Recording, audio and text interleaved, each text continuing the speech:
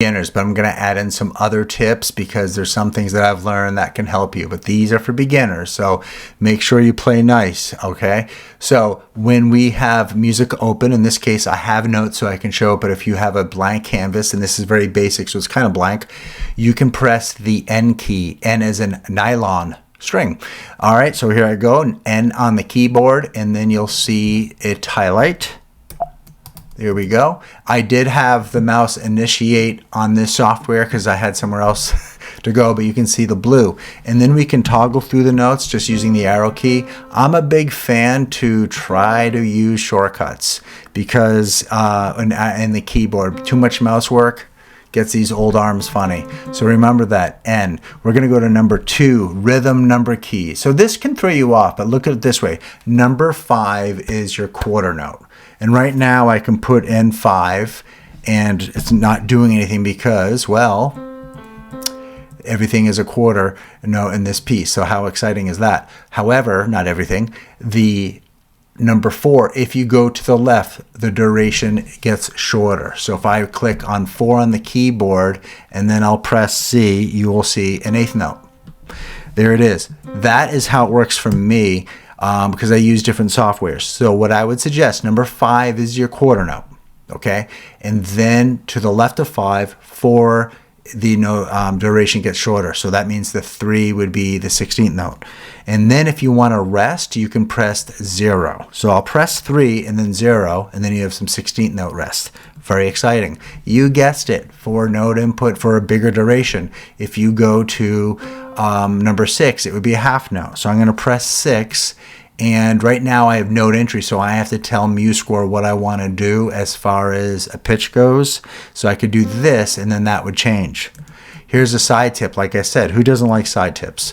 I don't want to confuse you guys, but this is important. Let's say you have a note highlighted, but you just want it as a half note.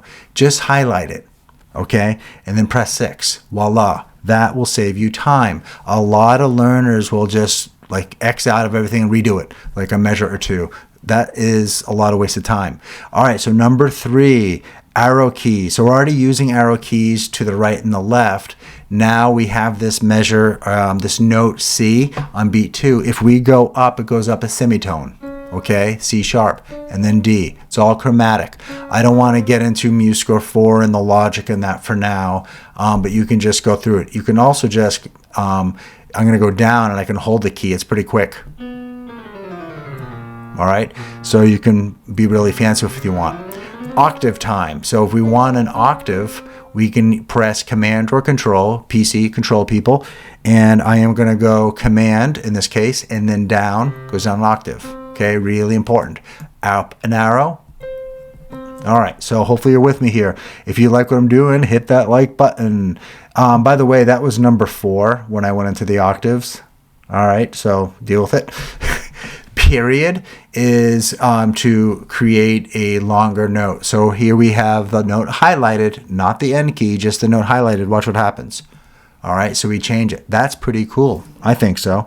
And by the way, I use AI so much. We are all beta testers. Be careful of not just rabbit holes, but it'll talk in circles, and it does make a lot of mistakes because I actually typed into AI, what are your 10 tips?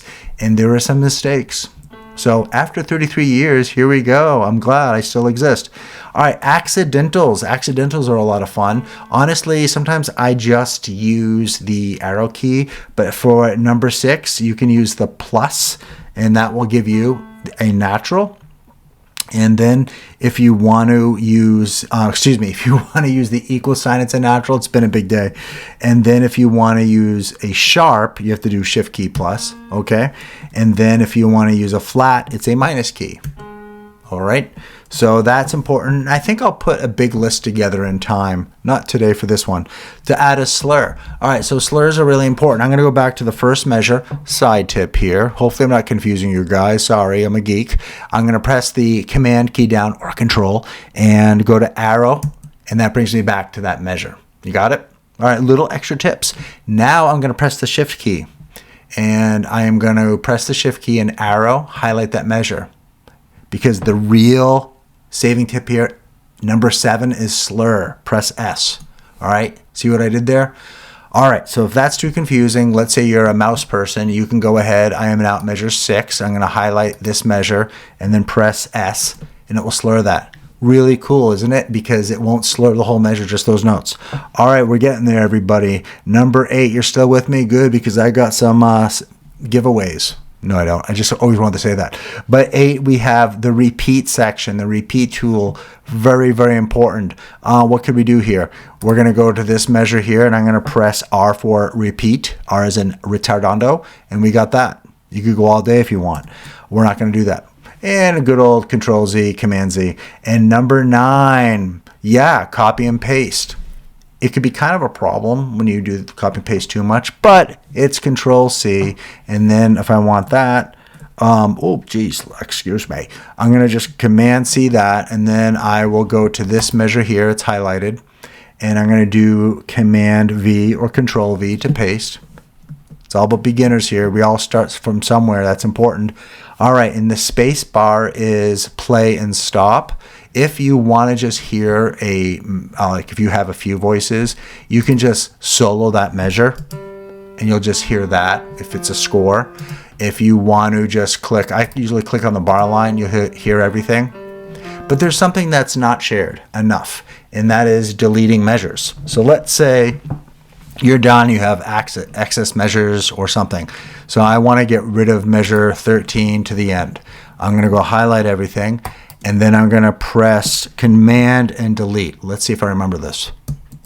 That's super important because I don't know about you guys. Maybe I shouldn't talk about me being a loser, but I have spent many minutes trying to figure out how to do certain tasks like that.